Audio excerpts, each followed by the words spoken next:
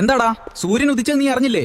അതോ നിന്റെ വീടിന് മാത്രം ഇന്ന് ഗ്രഹണം വല്ലതുണ്ടോ? നീ ഒരു ലൈറ്റ് വെറുതെ ഇടുമ്പോൾ ട്രാൻസ്ഫോർമറിൽ വെറുതെ ചൂട് കൂടുവാണ്. മര്യാദയ്ക്ക് ഓഫ് ചെയ്യണം. പൊന്നു മെസ്സി ചേട്ടാ, ഈ ഒരു തുണി നനയ്ക്കാൻ ഇത്രയും വലിയ മോട്ടോർ കറക്കണോ? ഒരു തുണിയായാലും 10 തുണിയായാലും ഞാൻ എടുക്കുന്ന അധ്വാനം ഒന്നാണ്.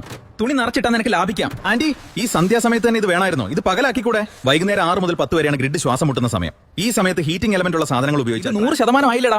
ഇനി 200 ആക്കാനാണോ നിന്റെ ഭാവം? ബാറ്ററി നിറഞ്ഞാൽ ഈ അഡാപ്റ്റർ കറണ്ട് വലിച്ച് ചൂടായിക്കൊണ്ടിരിക്കും. ഇതിനെയാണ് ലീക്കേജ് കറണ്ട് എന്ന് പറയുന്നത്. ടാങ്ക് നിറഞ്ഞ കണ്ടില്ലേ? ഓടിപ്പോയി ഓഫ് ചെയ്യ്. വെള്ളം മാത്രമല്ലടാ പോകുന്നത്, നിന്റെ വീട്ടിലെ പണമാണ് ഈ ഒലിച്ചു പോകുന്നത്. ഒരു മോട്ടോർ വലിക്കുന്ന അത്രയും കറണ്ട് വേറെ ഒന്നിനും ഇവിടെ ആരുമില്ലല്ലോ.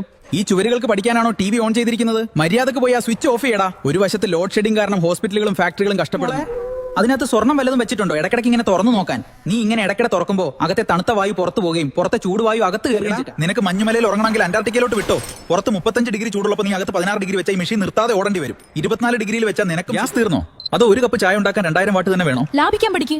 വൈദ്യുതി ഉപയോഗിച്ച് ചൂടുണ്ടാക്കുന്നത് ഏറ്റവും ചെലവേറിയ പരിപാടിയാണ്. അപ്പൊ കൂട്ടുകാരെ, ഈ കാര്യങ്ങൾ ശ്രദ്ധിക്കുമല്ലോ. മുറിയിൽ നിന്ന് ഇറങ്ങുമ്പോൾ ലൈറ്റും ഫാനും ഓഫ് ചെയ്യുന്നത് ശീലമാക്കുക. സാധാരണ ബൾബുകൾ മാറ്റി LED ബൾബുകൾ ഉപയോഗിക്കുക. AC എപ്പോഴും 24 ഡിഗ്രി സെൽസിയിൽ ഇടുക. ഇത് വൈദ്യുതി ലാഭിക്കാൻ സഹായിക്കും.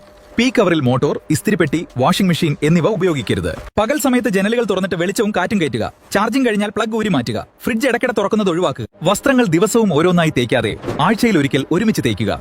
ഉപകരണങ്ങൾ, AC ഫിൽട്ടർ, ഫ്രിഡ്ജ് കോയിൽ കൃത്യമായി വൃത്തിയാക്കി വെക്കുക.